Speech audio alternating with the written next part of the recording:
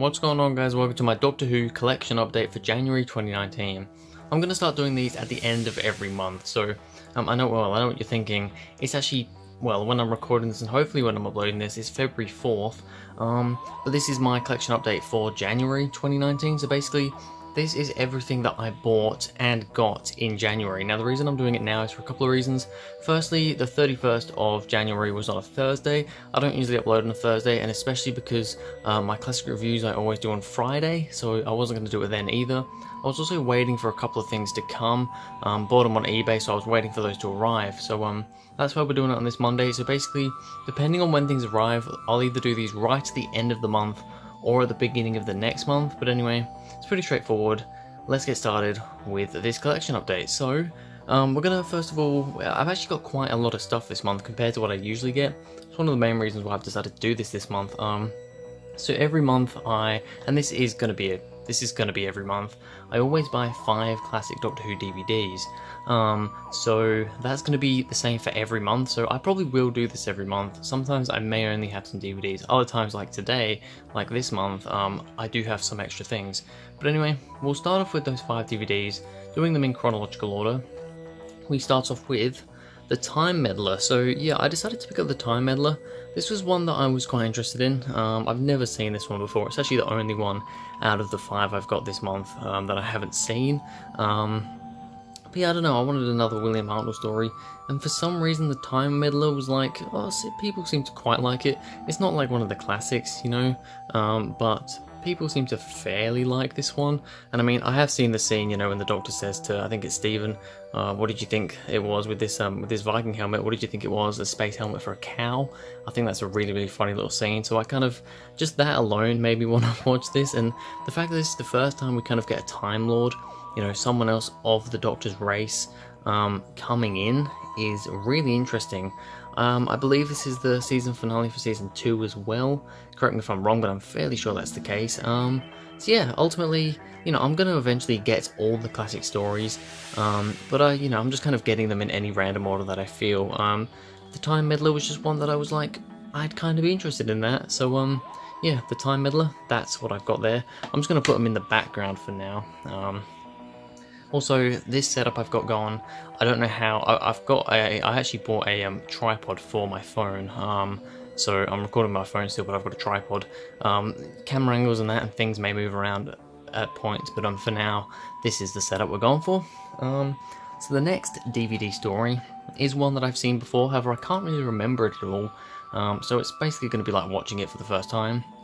And that is Horror of Fang Rock, a 4th Doctor Tom Baker story, another really, really highly rated one actually. This, it's in, you know, I think this is the first episode of season 15, being Tom Baker's 4th season. So yeah, Horror of Fang Rock. It's the first and only appearance, I believe, of the Rutans, who we hear about all the time. You know, the Sontaran's mortal enemy. So we get to see them in this story. But yeah, like I said, I have seen this at least once before, many years ago, but I can't remember anything of it. So yeah, I'm looking forward to watching this one, because it does seem to be fairly highly praised. The next one is actually a 2 DVD box set. I try and usually get a box set every month. You know, sometimes I won't, I'll just get 5 separate stories, or maybe even 6 sometimes, depending on, you know, prices and stuff like that. Because I get all my Doctor Who DVDs on eBay, because I live in Australia, but I get the Region 2 DVDs. I know, I'm weird. It's actually kind of easier and sometimes cheaper to get the Region 2s. But yeah, I always usually get a box set. This time, I decided to get the Mara Tales box set. Now, this is a box set that I actually had in Region 4. I had this box set and the Rescuing the Romans box set in Region 4 a few months ago. But just before Christmas I sold them, because I knew I would eventually get them for Region 2. So this contains 2 stories, Kinder and Snake Dance, both 5th Doctor stories. Like I said, because I've seen these, you know, I've had this box set before, I have seen both these stories before, only once though. But you know, we'll look at them individually.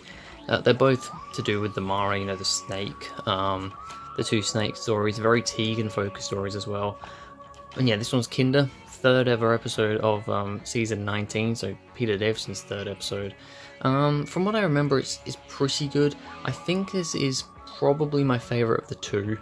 I don't think any of them are particularly outstanding episodes, but I mean, obviously on rewatch and review, maybe it'll change my mind, but from what I remember, I think I did slightly prefer Kinder over Snake Dance. It's nothing amazing, but it's definitely not bad. Definitely not a bad story. And neither is Snake Dance, Snake Dance, however you want to say it. Yeah, I don't remember this one being as good in my opinion as Kinder, but it's still a pretty decent story. You know, it's kind of decent. So yeah, I'm looking forward to watching that one again, doing a review on it fairly soon. And then my final DVD of the month is another one that I've seen before, and it is The Curse of Fenric, a Seventh Doctor story, one of the most highly praised Second Doctor stories. And yeah, I have seen it before once, and I actually do have a bit more memory of this one because I saw it only a couple of years ago, so I do have a little bit of memory of this one. And yeah, so I'm looking forward to watching this one again. Probably what most people say is Sylvester McCoy's second best story behind Remembrance of the Daleks, so yeah, looking forward to watching that one again as well. Alright, so the last two things I got in January this year, they were two figure sets with two figures in each set. So we'll go with the first one first, which is, they're both actually fairly rare sets, to be honest. One I think is quite a bit rarer than the other, but they're both relatively rare, at least hard to get a hold of sets. The first one is the 8th Doctor and Alpha Dalek set. Now, there was a bunch of Dr. Dalek 2-packs, I don't know when this was, 2013, 2014 I think, and basically every Doctor had one. I'm trying to think, I think every Doctor, from the first Doctor all the way to the 11th Doctor, not the War Doctor, but every other Doctor, you know, 1, 2, 3, 4, 5, 6, 7, 8, 9, 10, and 11, I'm fairly sure they all had a Dr. Dalek 2-pack, and I don't have any of them. This is the only one that I have. I actually tried to get the 4th Doctor and Genesis Dalek pack at the same time, but I sadly was outbid. However, I did manage to win this one, so take the Dalek out of the way. Have a look at the 8th Doctor. I mean, I wasn't too bothered about this. I already have the 8th Doctor from the 11th Doctor set, but I mean, I do think I actually I prefer this one quite a bit more. Now, some people are probably thinking, what is this 8th Doctor and Dalek? The 8th Doctor only really had one story, you know, the movie, and there was no Daleks in that, and he didn't wear this. This is actually from a comic, which is weird for me because I don't read the comics at all. I have no idea what any of this is about, but the main reason I got this was because I thought the Dalek looked pretty cool and I wanted more Daleks. But yeah, this uniform, I suppose, this costume for the 8th Doctor is basically just a repaint of the normal one, but it's kind of, you know, it's blue, he's got kind of cream trousers, and yeah, I just think this is actually a pretty good figure, if he wants to focus.